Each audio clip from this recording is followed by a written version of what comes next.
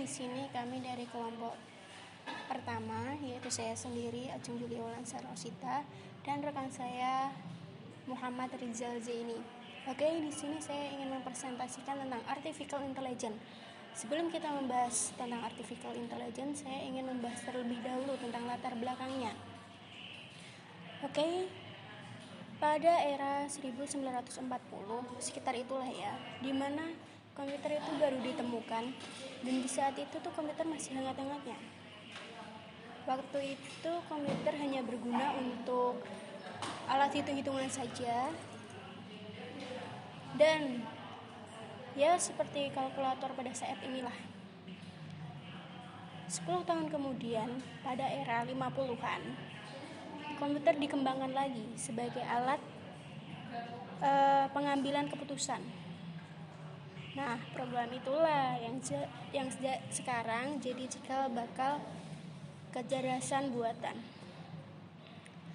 Jadi, maksud dari artificial intelligence sendiri atau kecerdasan buatan adalah teknik untuk menjadikan mesin menjadi cerdas dan mampu melakukan suatu hal apapun seperti yang dilakukan manusia. Definisi kecerdasan buatan menurut para ahli itu ada dua. Yang pertama, H.A. Simon 1987. Di sini menurutnya itu artificial intelligence merupakan kawasan penelitian, aplikasi, dan instruksi yang terkait dengan pemrograman komputer untuk melakukan sesuatu hal yang dalam pandangan manusia itu cerdas.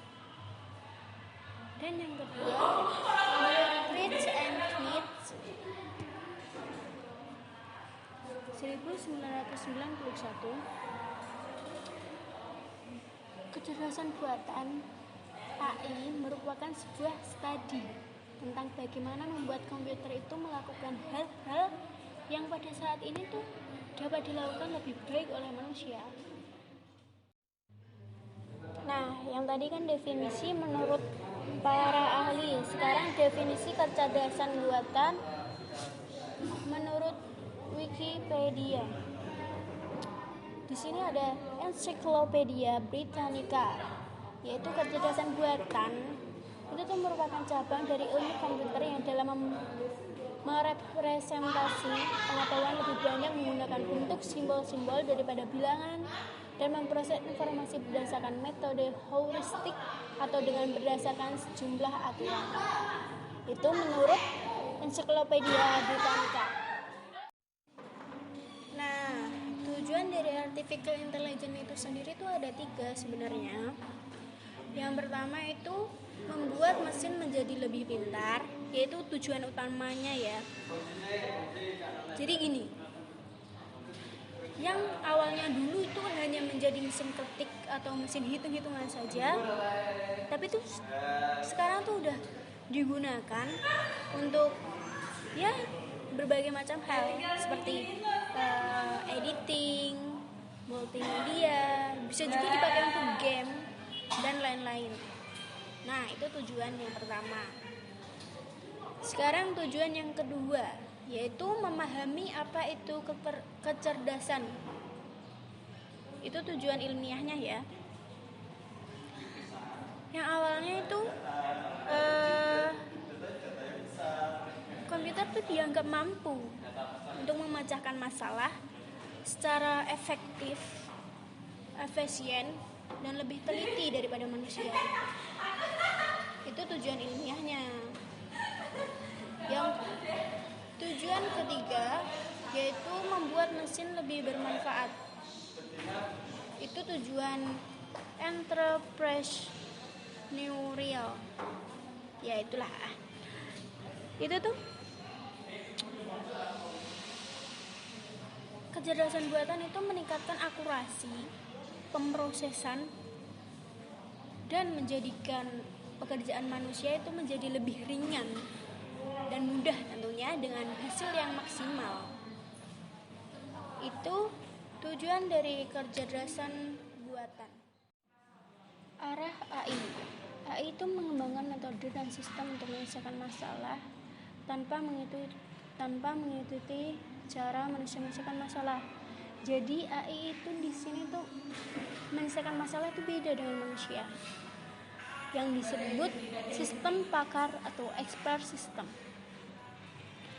Mengembangkan metode ini tuh melalui pemodelan cara berpikirnya manusia atau cara bekerjanya otak manusia yang disebut neural network.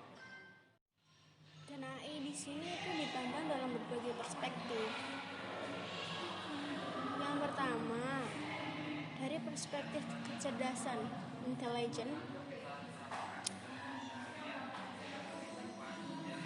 Menurut perspektif tersebut, AI adalah bagaimana membuat mesin yang cerdas dan dapat melakukan hal-hal yang sebelumnya dapat dilakukan oleh manusia.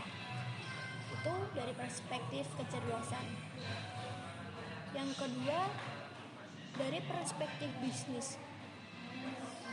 AI adalah sekelompok alat bantu tools yang berdaya guna dan metodologi yang menggunakan tool tersebut guna menyelesaikan masalah-masalah bisnis. Itu dari perspektif bisnis. Dan yang ketiga, dari perspektif pemrograman atau programming. AI itu termasuk di dalamnya tuh studi tentang pemrograman simbolik, pemecahan masalah, proses pencarian atau sort. Itu dari perspektif pemrograman. What is AI? Apa itu artificial intelligence? Di sini saya akan menjawabnya. Artificial intelligence atau kecerdasan buatan itu adalah sistem yang berpikir seperti manusia atau thinking humanoid. Nah, artificial di sini itu memiliki 3 sistem, yaitu sistem yang berpikir secara rasional, thinking rationally. Yang kedua, sistem yang bertindak seperti manusia atau acting humanly. Dalam contoh, AI di sini tuh udah melampaui batas manusia, atau AI itu lebih cerdas dari manusia. Contoh, manusia itu masih punya kesalahan dalam hal mungkin manusia tuh sering lupa ya. Tapi kalau AI itu tidak punya kesalahan sama sekali. Kalau file udah tersimpan rapi, ya udah selamanya akan tersimpan rapi, tidak akan bisa hilang. Itu dari acting humanly. Yang ketiga, sistem yang bertindak secara rasional atau acting rational. Berpikir seperti manusia. Seperti apakah AI yang bisa dikatakan berpikir seperti manusia itu? AI dapat dikatakan berpikir seperti manusia bila diperlukan suatu cara untuk mengetahui bagaimana manusia itu berpikir. Lalu diperlukan pemahaman tentang bagaimana pemikiran manusia itu bekerja. Lalu bagaimana caranya? Melalui introspeksi atau mawas diri, mencoba menangkap bagaimana pikiran kita berjalan dengan cara melalui proses percobaan psikologis. Berperilaku seperti manusia melalui percobaan Alan Turing atau Turing Test yang isinya adalah apakah mesin dan manusia itu dapat dibedakan, dengan cara apa. Sistem dan juga manusia ditempatkan di kedua ruangan terpisah. Lalu si penguji juga berada di ruangan yang tidak bisa melihat dari percobaan kedua tersebut. Lalu sistem dan manusia diberikan sebuah pertanyaan. Apabila keduanya tidak dapat dibedakan, maka percobaan tersebut dapat dikatakan sistem itu bersifat pintar. Berpikir secara rasional. Berpikir secara rasional. Cara berpikir yang memenuhi aturan logika yang dibangun oleh Aristoteles. Pola struktur argumentasi yang selalu memberi konkludasi yang benar bila premisi benar. lalu menjadi dasar bidang logika. Tradisi logistik dalam AI adalah membangun program yang menghasilkan solusi berdasarkan logika. Lalu problemnya adalah pengetahuan informal sukar diuraikan dan dinyatakan dalam bentuk notasi logika formal. Penyelesaian secara prinsip versus praktis. Bertindak secara rasional. AI sendiri harus bertindak secara rasional. Maksudnya adalah bertindak di dalam upaya mencapai goal. Di dalam lingkungan yang rumit, tidaklah mungkin mendapatkan rasionalisasi secara sempurna yang melalui melakukan suatu dengan benar. Sedangkan di AI sendiri, itu memiliki sebuah ciri-ciri berupa rasionalisasi terbatas. Perbedaan antara pemrograman AI dan konvensional di segala bidang pasti memiliki sebuah perbedaan untuk membedakan yang mana sistem yang satu dan yang lainnya. Untuk pemrograman AI dan konvensional, di sini saya akan memberikan 3 perbedaan. Yang pertama, untuk pemrograman konvensional itu mempresentasi dan memanipulasi simbol, sedangkan pada AI lebih ke algoritma. Di konvensional memberitahu komputer tentang suatu masalah, sedangkan pada AI lebih memerintahkan komputer untuk menyelesaikan suatu masalah. Di pemrograman konvensional, komputer diberi pengetahuan dan kemampuan inferensi, sedangkan pada AI sendiri, komputer memberi data kepada komputer dan program.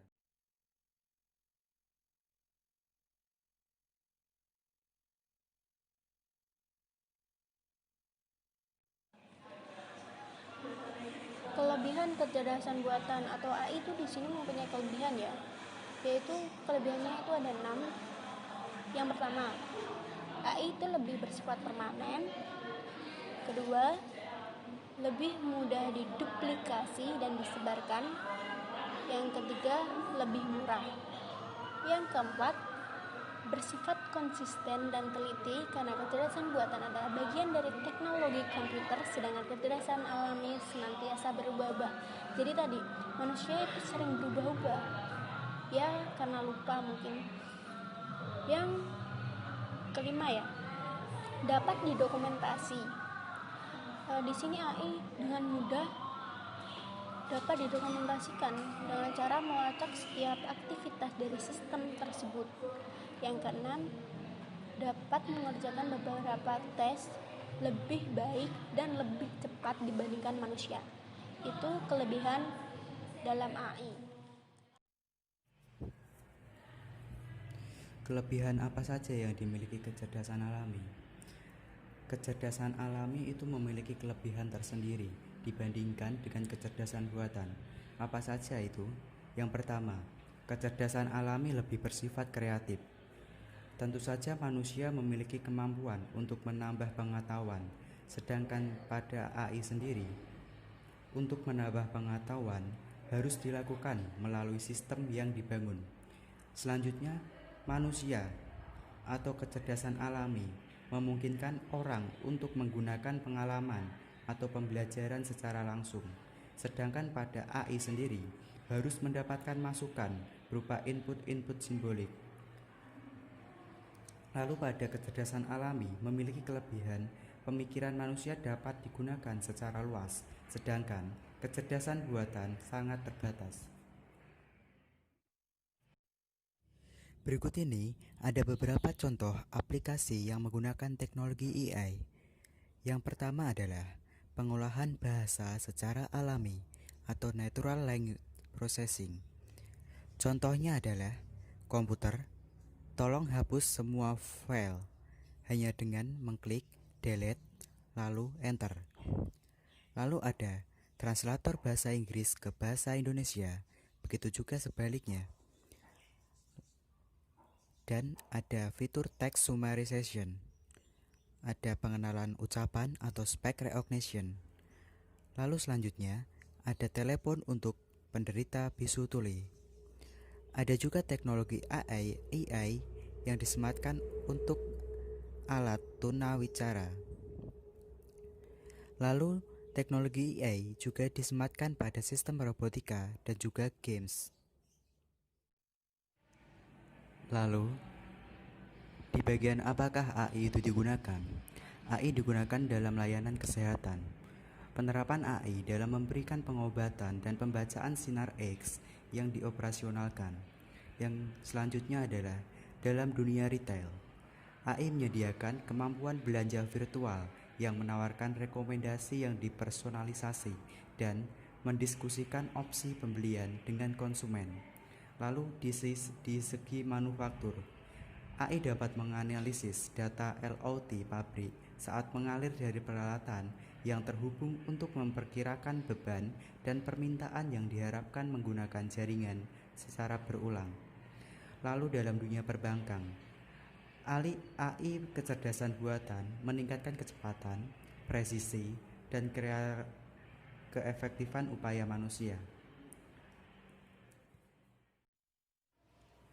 Sisi negatif penggunaan artificial intelligence dalam dunia industri. Sisi negatif yang pertama adalah memakan biaya yang tinggi. Yang kedua adalah menambah pengangguran. Karena apa? AI sendiri bisa menggantikan peran dari manusia. Yang ketiga, tidak bisa think of the box. Yang keempat, tidak punya perasaan. Yang kelima, bergantung pada mesin. Oke, mungkin cukup itu dari kami untuk penjelasan tentang artificial intelligence.